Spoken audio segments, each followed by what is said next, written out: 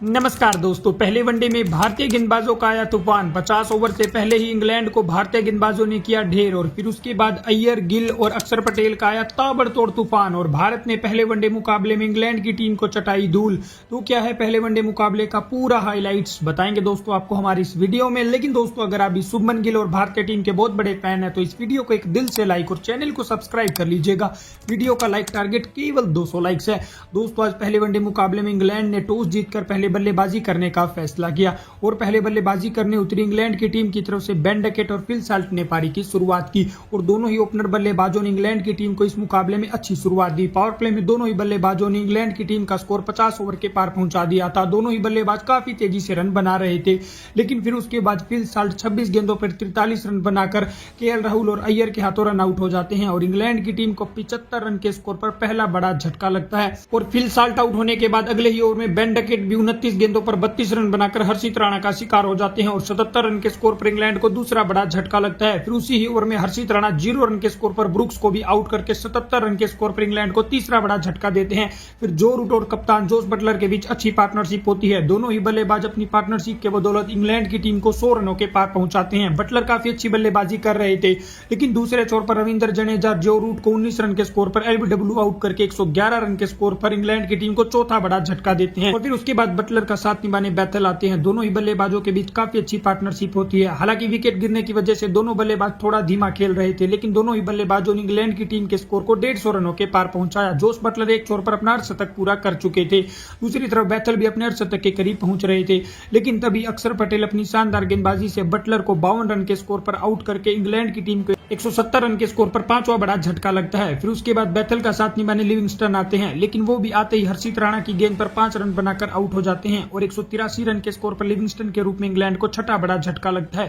फिर उसके बाद बैथल का साथ निभाने ब्रेंडन कार्स आते हैं। ये दोनों ही बल्लेबाज इंग्लैंड की टीम के स्कोर को 200 रनों के पार पहुंचाते हैं, लेकिन तभी ब्रेंडन कार्स को मोहम्मद शमी 10 रन के स्कोर पर बोल्ड करके इंग्लैंड को 206 रन पर 7वां झटका देते हैं।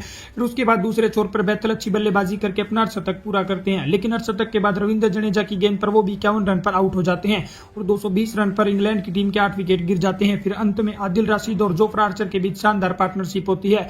ये दोनों ही बल्लेबाज इंग्लैंड की टीम के स्कोर को 240 रनों के पार पहुंचाते हैं, लेकिन तभी आदिल राशिद 8 रन पर आउट हो जाते हैं और फिर उसके बाद साकिब महमूद भी 2 रन के स्कोर पर कुलदीप यादव का शिकार हो जाते हैं और इंग्लैंड की टीम 248 रन के स्कोर पर 47.4 ओवर में ऑल आउट हो जाती है। और भारत की तरफ से इस मुकाबले में रविंद्र जडेजा ने और वहीं हर्षित राणा ने सबसे ज्यादा 3-3 विकेट चटकाए। उसके अलावा अक्षर पटेल, कुलदीप यादव, मोहम्मद शमी को एक विकेट मिला। जवाब में 249 रनों के लक्ष्य का पीछा करने उतरी भारतीय टीम की तरफ से जायसवाल और रोहित शर्मा ने पारी की शुरुआत की, लेकिन इन दोनों बल्लेबाजों की शुरुआत इस मुकाबले में बेहद ही खराब रही, क्योंकि जोफ्रा आर्चर ने पहले तो 22 गेंदों पर 15 रन के स्कोर पर जायसवाल को आउट करके भारत को 19 रन के स्कोर पर पहला बड़ा झटका दिया। फिर उसके बाद अगले ही ओवर में रोहित शर्मा भी महमूद की गेंद पर 2 रन बनाकर कैच आउट हो जाते हैं और 19 रन पर भारत को दूसरा बड़ा झटका लगता है। फिर उसके बाद शुभमन गिल और श्रेयस अय्यर के बीच शानदार पार्टनरशिप होती है। श्रेयस अय्यर आते ही ताबड़तोड़ अंदाज में बल्लेबाजी कर रहे थे, लग रहा था कि वो वनडे नहीं T20 मुकाबला खेल रहे हैं। हालांकि दूसरे छोर पर गिल थोड़ी सी धीमी बल्लेबाजी कर रहे थे और दोनों ही बल्लेबाजों ने अच्छी बल्लेबाजी करते हुए भारतीय टीम के स्कोर को 50 रनों के पार पहुंचाया। पावर प्ले इन दोनों बल्लेबाजों ने भारतीय टीम का अच्छा कर दिया था। फिर उसके बाद ये दोनों बल्लेबाज और तेजी से रन बनाते हैं और भारतीय टीम के स्कोर को 100 रनों के पार पहुंचाते हैं। श्रेयस अय्यर ताबड़तोड़ अंदाज में अपना अर्धशतक पूरा करते हैं, लेकिन अर्धशतक लगाने के बाद वो 59 रन के स्कोर पर जोकब बैथल की गेंद पर आउट हो जाते हैं और 113 रन के स्कोर पर भारत को यहाँ पर तीसरा बड़ा झटका लगता है। शुभमन गिल धीरे धीरे अपने अर्धशतक के करीब पहुंच रहे थे, उनका साथ निभाने अक्षर पटेल आते हैं और इन दोनों बल्लेबाजों के बीच काफी अच्छी पार्टनरशिप होती है। अक्षर पटेल आते ही शानदार छक्का लगाते हैं, दूसरे छोर पर गिल अपना अर्धशतक पूरा करते हैं। दोनों बल्लेबाज भारत को 150 रनों के पार पहुंचाते हैं। उसके बाद दोनों बल्लेबाज और तेजी से रन बनाने शुरू करते हैं और दोनों ही बल्लेबाज अपनी बल्लेबाजी से भारतीय टीम को 200 रनों के पार करके अपनी पार्टनरशिप को भी 100 रनों का कर लेते हैं। दूसरे छोर पर शुभमन गिल शतक के करीब पहुंच रहे थे, वहीं अक्षर पटेल भी अपना शानदार अर्धशतक पूरा करते हैं और अब भारतीय टीम को जीत के लिए केवल 29 रनों की जरूरत थी, लेकिन अर्धशतक लगाने के बाद अक्षर पटेल 52 रन के स्कोर पर आदिल राशिद का शिकार हो जाते हैं और 221 रन के स्कोर पर भारत को चौथा बड़ा झटका लगता है। फिर उसके बाद शुभमन गिल का साथ निभाने केएल राहुल आते हैं, लेकिन केएल राहुल भी आते ही 9 गेंदों पर 2 रन के स्कोर पर आउट हो जाती हैं। 225 रन के स्कोर पर भारत को केएल राहुल के रूप में 5वां बड़ा झटका लगता है।